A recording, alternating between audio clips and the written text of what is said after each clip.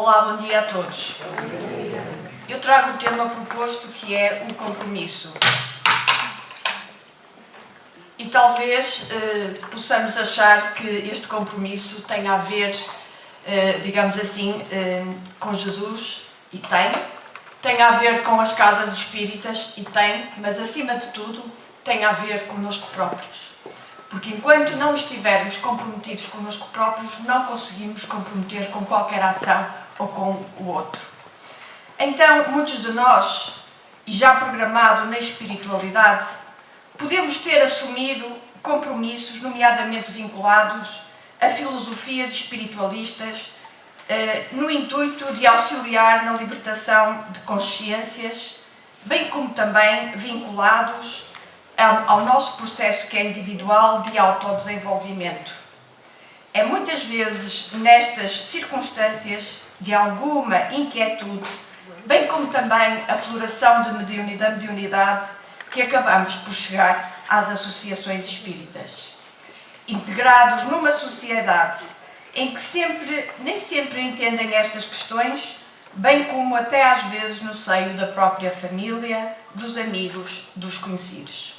É desafiador? Sim, é bastante desafiador. O meio interfere, mas não é determinante. E os benfeitores nos têm sempre dito que se eles conseguiram, nós também conseguimos. E vai ser determinante isto que nós podemos efetivamente ver aqui nos slides a seguir, que Joana de Ângelis nos fala, em que nos lembra que a sombra imensa paira na sociedade existente, estabelecendo os seus parâmetros de vitória sobre as criaturas humanas. Os conceitos éticos ainda não estão suficientemente estruturados, vicejam num contexto eminentemente hedonista e perverso.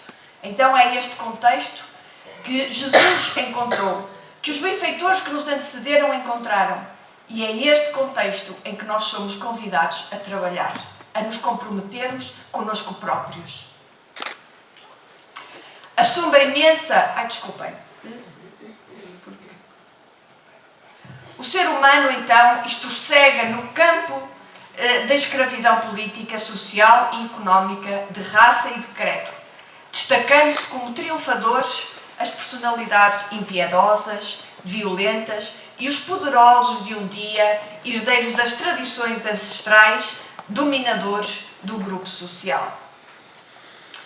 Enfrentar a sombra coletiva no nosso tempo, romper a inferioridade, exige decisão firme e coragem. O que é que isto quer dizer? Que não obstante todas estas dificuldades e estes estímulos desafiadores, nós sermos capazes de nos tornarmos numa individualidade e sermos diferentes.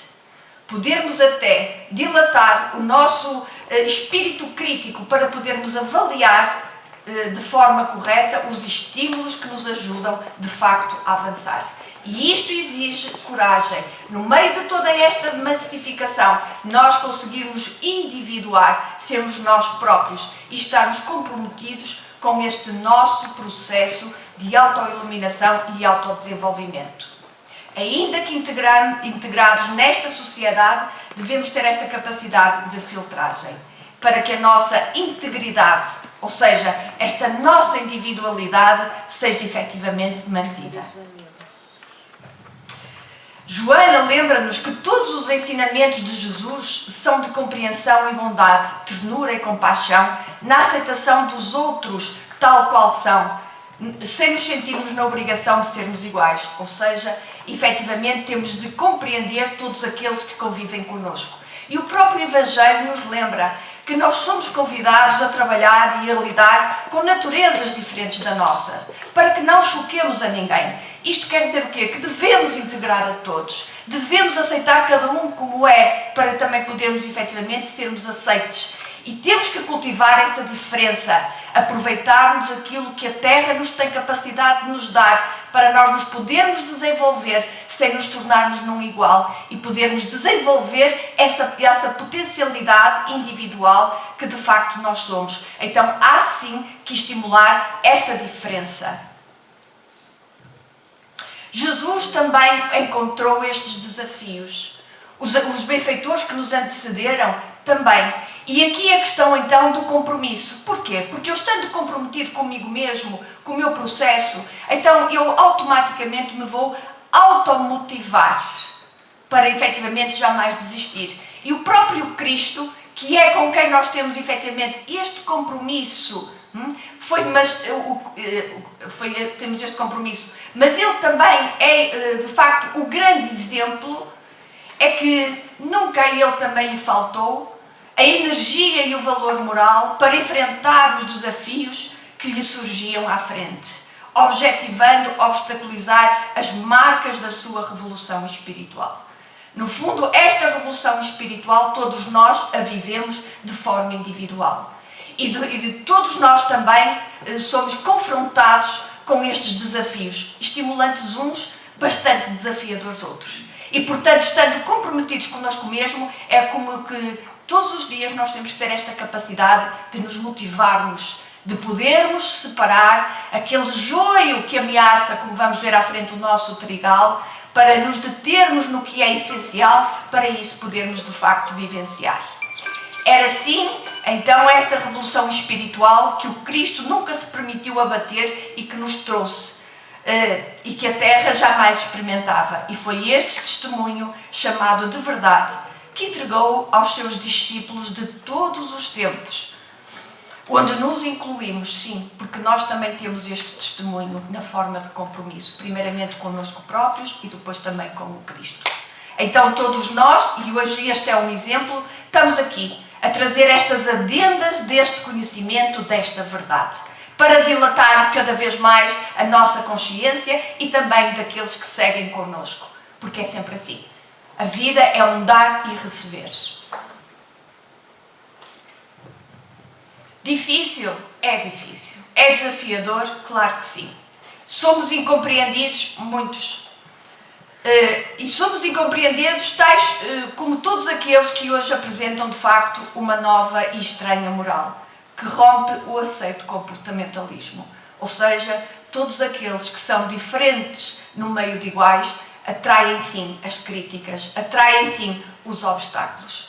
Mas não nos devemos deter, se tivermos de facto a firme convicção do que é que seguimos, do que é que queremos.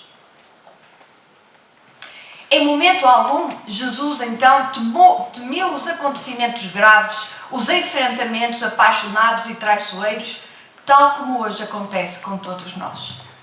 E encontramos muitos desafios a nível profissional, a nível espiritual, a nível familiar, a nível pessoal. E sabemos que, de facto, estes desafios são efetivamente transversais. Mas se soubermos perseverar, também estamos a dilatar as nossas virtudes, como seja a resiliência, a paciência, a nossa capacidade de resistência, e isto estrutura a nossa matriz espiritual e nos prepara cada vez mais e melhor para o enfrentamento desses estímulos que nos confrontam.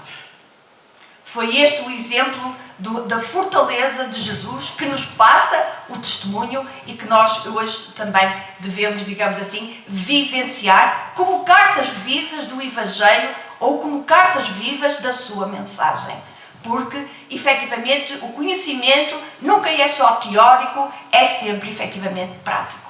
E então, estes desafios vão-nos, efetivamente, convidar a vivenciar, às vezes em situações desafiantes, aquilo que, efetivamente, nós vimos aprendendo, que é esta mensagem libertadora. Como romper com as estruturas vigorosas do passado em governo, nas condutas e nos interesses sociais? Jesus já diz em Mateus, no capítulo 10, versículo 34, não vim trazer a paz, mas a espada. Então o que é que isto quer dizer? Que é exatamente neste meio desafiante, não é olhando, porque aquele não faz, porque ninguém faz, ou porque o outro faz. Não, o compromisso é comigo mesmo. Então eu tenho que efetivamente fazer. Ou seja, no meio de todos estes desafios e dificuldades, eu tenho que conseguir encontrar um caminho. Eu tenho que construir efetivamente um caminho. E tenho que o conseguir fazer. É isto que Kardec chama de fé inabalável. Ou seja, ninguém nos consegue, digamos assim, subtrair deste compromisso que já está efetivamente assumido e que, embora ninguém possa compreender, nós seguimos o rumo íntimo desse compromisso transcendente, ou com Deus, ou com os benfeitores espirituais, ou com Jesus. Ninguém, efetivamente, nos demove.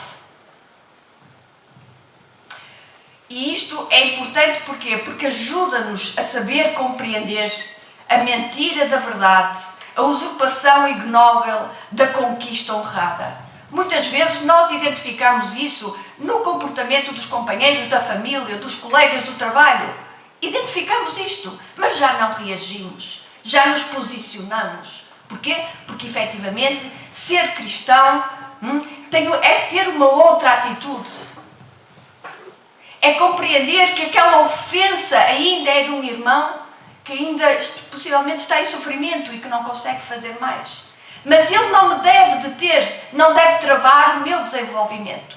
Então eu aceito como limitação do próprio colega, do próprio companheiro, mas eu devo seguir intimorata naquele caminho que persigo. Foi este o maior exemplo que Jesus nos deixou. Lembremos sempre que quando falamos no compromisso de Jesus, é no sentido de fazermos aquilo que Ele efetivamente nos ensinou. É sempre a execução, nunca a teoria. Então, ao estarmos automotivados, afastaremos este joio, que são todas estas dificuldades do nosso trigal, porque o joio crescerá, e desenganemos se achamos que vamos ter um caminho atapetado de rosas e de facilidades. Não. Não. E é importante também dizermos isto, porque muitas das vezes chegam-nos à casa espírita as pessoas com dificuldades. E embora nós as possamos atender com todo o carinho, aceitar, acolher e integrar, nós temos que lhes devolver a problemática do seu autoaperfeiçoamento e da sua evolução, que a ela diz respeito, não obstante a associação poder ali estruturar, mas a cada um de nós cabe a sua execução. É como se fôssemos a um médico buscar uma dieta, mas nós temos efetivamente que a fazer, senão ela de facto não adianta. Ora, estamos num mundo efetivamente hedonista, imediato, em que as pessoas querem resoluções práticas e isso não se consegue. Por isso é que este processo normalmente é um processo no tempo, prolongado, que tem altos e baixos, mas que na medida em que nós vamos perseverando, vamos também dilatando este ser espiritual, esta estrutura energética que somos e que cada vez mais nos capacita. É natural que todo aquele que se vincule a um estratagema de amor logo se define em relação às condutas mundanas e rompa com a acomodação, se torne vítima da espada sanguinária do ódio adverso. É bem verdade. Quando muitos percebem este nosso desenvolvimento, este nosso compromisso com a mudança connosco mesmo, tentam muitas das vezes impedir. Muitas vezes nós próprios, através de processos de autossabotagem, mas muitas vezes também os outros. Mas é isso que nós temos que criar limites e, de facto, não permitirmos. Eu lembro-me que uma vez, Divaldo Franco, numa palestra, disse que Joana lhe dissera, e acho que isso até está escrito, que quando uma pessoa tenta alcançar um logro, por exemplo, como deixar de fumar, tem mais pessoas a fumar em volta dela do que aqueles que a incentivam e lhe dão os parabéns por ela ter dado aquele passo. Então é efetivamente que o meio, muitas das vezes, por questões de inferioridade ainda, por questões mesquinhas, que temos que aceitar as limitações de cada um. Mas ao aceitarmos, isto não implica que nos deixemos ser ou a passivar. Não. Temos sempre que aceito as opiniões, aceito, digamos assim, até aquela ofensa, mas eu vou agir de acordo com aquilo que é melhor para mim. E isto é efetivamente o maior compromisso que nós podemos ter.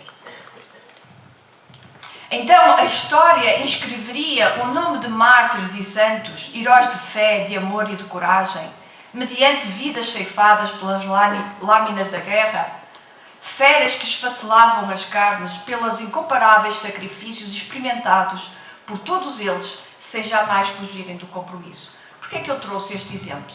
Não é que nós também poderíamos ser, digamos assim, considerados mártires nos sentidos que hoje já não vamos para os circos, mas estamos no circo terreno. As esferas existem, esferas psicológicas e tantas outras.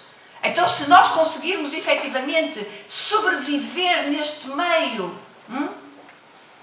com esta fé inabalável, que nada nos distancia deste compromisso e deste caminho assumido, então sim, é de facto o grande compromisso, é o grande momento, é o grande autoencontro.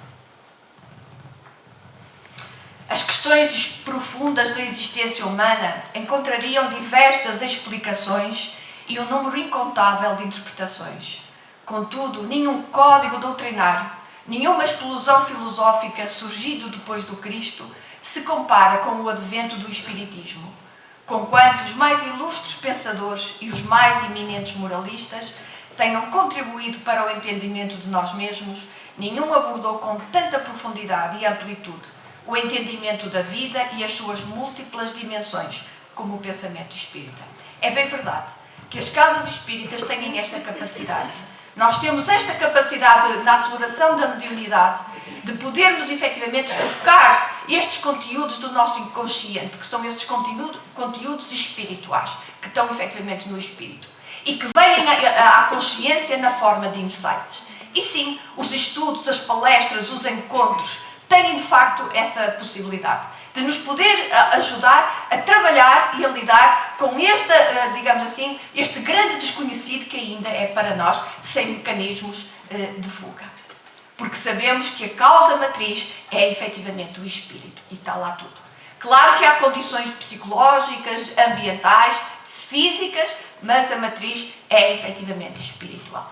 Então, as casas têm esta capacidade de auxílio, mas nós temos também que nos comprometer e implicar nesse processo. Então, as casas espíritas, na sua vertente hospital-escola, têm meios de nos proporcionar e ajudar neste trabalho, mas que não podemos esquecer que é íntimo e pessoal. Ninguém o pode fazer. Mesmo os nossos benfeitores espirituais, muitas das vezes estão ao nosso lado, percebendo os graves desafios, percebendo até o sofrimento de determinadas situações. Porque viver, desacomodar-se, é também sofrer. Mas sabem que aquele veneno, entre aspas, é um mal maior porque nos vai trazer uma grande conquista no futuro. E é por isso que nos permitem. Não nos tiram as dores, acompanham-nos, estruturam-nos, sustentam-nos. E é assim também que devemos ver as casas espíritas. Como estruturação, como sustentação, nunca como um facilitador ou resolução dos problemas que se me dizem respeito e que são meus. É por isto que cada instituição, então, é intérprete da caridade, socorrendo, então, os desajustados de todos os matizes, principalmente no grande acolhimento e aceitação, para que as pessoas não se sintam envergonhadas de poder dizer as suas emoções, de como se sentem, de poderem chorar. Esta é a função também, o grande amparo. Não havendo tempo para qualquer crítica, porque cada um de nós está no seu processo. E se cada um de nós é que sabe, como diz o ditado popular, onde lhe dói os calos. Atendendo a solidariedade, então, por lábaro de luz, a simplicidade, a fraternidade, a compreensão. Quantas das vezes as pessoas precisam somente que as ouçam? E muitas das vezes, nesse desabafar, já vão encontrando respostas. E isto, sim, é caridade. A teoria, ela serve para nós próprios, não é para os outros. É para nós a vivenciarmos. E vemos Jesus, quando se virou para Maria Madalena, onde estão os que te criticavam? Então, se todos foram embora, eu também não tenho nada a te dizer. Vai e não peques mais, ou vai e procura o melhor caminho para ti. É isto que nós temos que fazer. Tão simples. Então, benevolência para com todos. Indulgência para as imperfeições dos outros. Perdão das ofensas. Assim falava Jesus. Sempre, sempre. Olvidar as ofensas e termos esta capacidade de permanecermos no caminho que achamos que escolhemos. que é o nosso caminho, que é o caminho que nos faz sentido. E é o caminho pelo qual iremos responder. É nosso.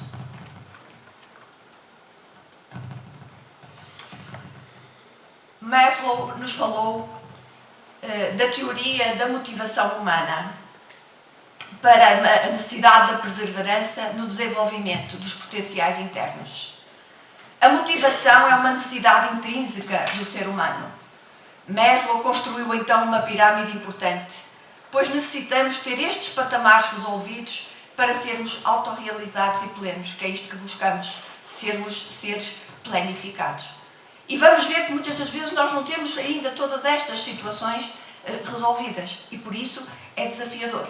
Dizia há pouco as companheiras da primeira apresentação, os próprios líderes, os próprios coordenadores, os próprios dirigentes das associações também estão num processo de autodesenvolvimento, também têm efetivamente os seus desafios, pelo que cada um, e por isso o Cristo dizia, toma a sua cruz e siga-me. Então temos que ter as necessidades básicas atendidas. Isto quer dizer o quê? Comida, casa, trabalho, repouso. Muitas das vezes nós temos horas extenuantes de trabalho. Muitas das vezes ainda lidamos com alguma precariedade no trabalho. E às vezes também ainda no lar. O que nos dificulta um pouco, muitas das vezes, a nossa prestação. Por isso, nas obras de André Luiz, nos expliquem muito bem que os benfeitores, quando percebem que os irmãos que colaboram na Casa Espírita têm uma destas dificuldades, tentam-nos socorrer ou auxiliar. Isto porquê? Porque ninguém consegue estar a dar o pão espiritual se não conseguir pôr o pão na mesa à família. E isto são desafios e são dificuldades. O segundo patamar seria a segurança, nos sentirmos seguros, protegidos, livres, sem qualquer tipo de coação psicológica. Trabalho seguro. E também as questões sociais, a importância da família, de termos o apoio familiar, dos amigos, do grupo social. Temos também a estima, a aprovação da família, dos amigos e o reconhecimento da comunidade. Tudo isso são estímulos positivos que nos impelem para o avanço, para cada vez mais conquistas. Por isso é que temos que positivar sempre as construções dos outros. Ajudar, dar os parabéns, abraçar. Para que no fim, sim, nós possamos então nos sentirmos autorrealizados. E então, se termos questões com a moralidade, com a educação, com o crescimento, com a transcendência, com a realização, com a resolução, de facto, de problemas. E assim, sim, tornarmos, sim, seres integrais, seres plenos. E também do lazer, que é muito importante. Quando Jesus nos fala da lição da vigilância, que nos recorda a importância da motivação própria, pois se não for exercitada, origina a desmotivação, que é o que muitas das vezes está na origem da desfragmentação dos grupos. Porque é que nós estamos aqui a embelezar este evento? Porque estamos comprometidos connosco próprios e também com a doutrina, com Jesus e também uns com os outros. E viemos aqui, digamos assim, para nos doarmos, para embelezarmos, para trazermos também o nosso contributo positivo. E é por isso que nós saímos sempre daqui edificados. Mas quantos, muitas das vezes, o que é que dizem? Eu hoje não vou, hoje chove, amanhã está calor, depois dá o futebol, depois isto, depois aquilo. E efetivamente vamos desmotivando. E sem querer, para além de colocarmos em perigo o nosso próprio desenvolvimento, também acabamos também por não auxiliar os outros que também contam connosco. Porque não há ninguém tão rico que não precise nada de ninguém, nem ninguém tão pobre que não possa dar. Então todos nós somos necessários e somos precisos. E o que é importante é que também percebermos é que nenhum líder consegue motivar a quem quer que seja se o próprio não estiver. Eu não conseguirei motivar ninguém se o próprio não quiser, lá está, tomar a receita para poder emagrecer. Não conseguimos, é impossível.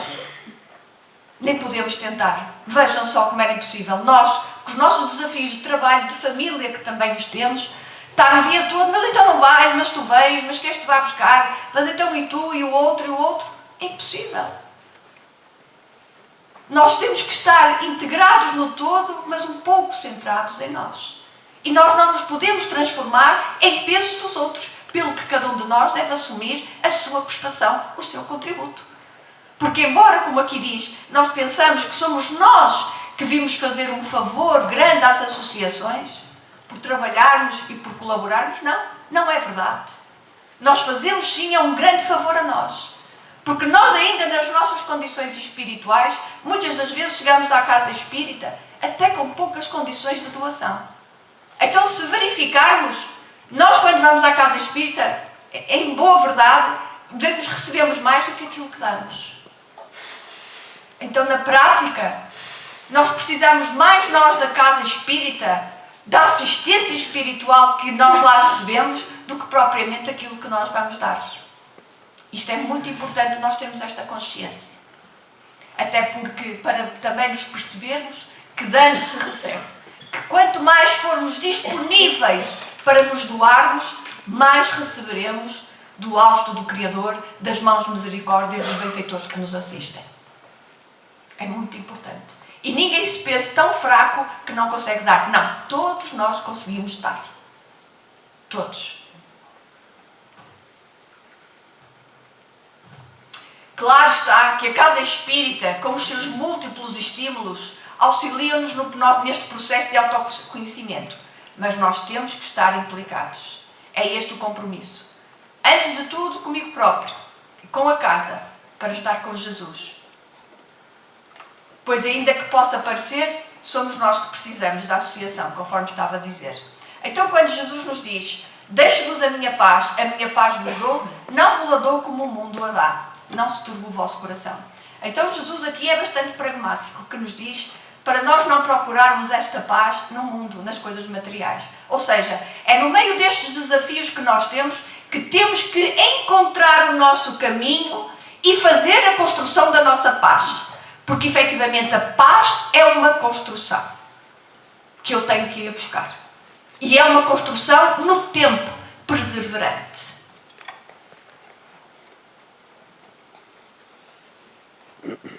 Relativamente às dificuldades de jornada que vamos sempre encontrar, diz-nos então Joana de Ângeles: enquanto sejam identificados impedimentos à planificação da vida, é porque estamos em crescimento.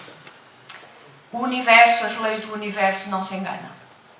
Ninguém sofre indevidamente. Então, enquanto estivermos a ser provacionados ou desafiados, é porque estamos em crescimento. É porque está a vir ao nosso encontro aquilo que nós necessitamos enfrentar para podermos trabalhar, para podermos crescer. Não há dúvidas.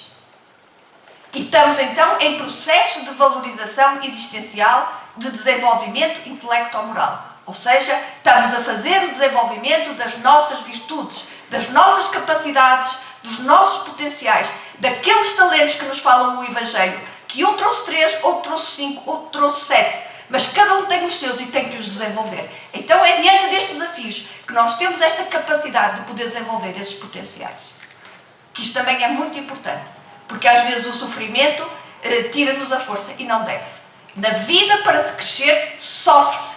Mas é um sofrimento que nos há de levar a patamares, quando efetivamente identificados com as leis éticas da vida, é um sofrimento que nos traz paz. Que nos traz êxtase, que nos traz alegria, que nos traz planificação. Então, ao invés de se constituírem obstáculos, como nós muitas das vezes achamos, devem ser encarados, então, como estímulo, como emulação à descoberta, aplicando, então, os recursos íntimos ignorados que podem ser utilizados com eficiência para a harmonia pessoal. Ou seja, nestes momentos de testemunho, devemos pegar naquilo que já fomos aprendendo, para podermos então utilizar nestes testes, que são provas, para efetivamente nós podermos executar aquilo que aprendemos na teoria e que sabemos praticar quando efetivamente tudo corre às mil maravilhas, mas que nos momentos de grande dificuldade é aí que o exercício tem que ser resolvido. E é aí então que nós temos que pegar naquilo que já sabemos, naquilo que já aprendemos e colocar em prática para podermos avançar. E isto sim vai nos servir também, é um estímulo positivista, é, digamos assim, o quanto, digamos, de motivação, de automotivação para podermos continuar sem jamais deixar cair a toalha ao chão. Não é? Então, necessitamos, pela lei da sociedade, então, do carinho de uns para com os outros, a fim de bem servirmos à obra que abraçamos. Valorizemos, portanto, cada momento de atuação em nossos núcleos. Estimulemos-nos mutuamente ao trabalho fraternal, esclarecidos que somente em conjunto cumpriremos melhor as leis da fraternidade e da solidariedade, que é a cooperação universal. Nós tivemos mais de 2 anos sem nos encontrarmos e hoje aqui conseguimos perceber, enquanto regressamos aos nossos núcleos, a importância do reencontro, a importância do abraço, a importância da força, da coragem, porque somos seres eminentemente sociais e precisamos desta troca do afeto, que embora muitas das vezes possa haver através do ecrã, mas nós necessitamos ainda desta materialidade, deste abraço, porque é assim que efetivamente nós crescemos, em grupo, em conjunto. E daí a importância, e uma vez mais, a União Espírita da Região do Porto está de parabéns por esta iniciativa, porque este grande encontro que nos permite, este alimento espiritual que nos eleva, nos engrandece e nos faz sentir tão felizes depois, efetivamente, destes desafios que viemos passando, mas que, graças a Deus, aqui estamos e aqui vamos continuar. Então, era esta a tarefa que eu tinha para vos deixar. A nossa bibliografia é o Evangelho segundo o Espiritismo, Jesus e o Evangelho, à luz da Psicologia Profunda, de Joana de Ângeles e de Divaldo Franco, e o Zelo da Tua Casa, de Emmanuel Cristiano. Então, desejo a todos uma boa jornada e muito obrigada por terem vindo.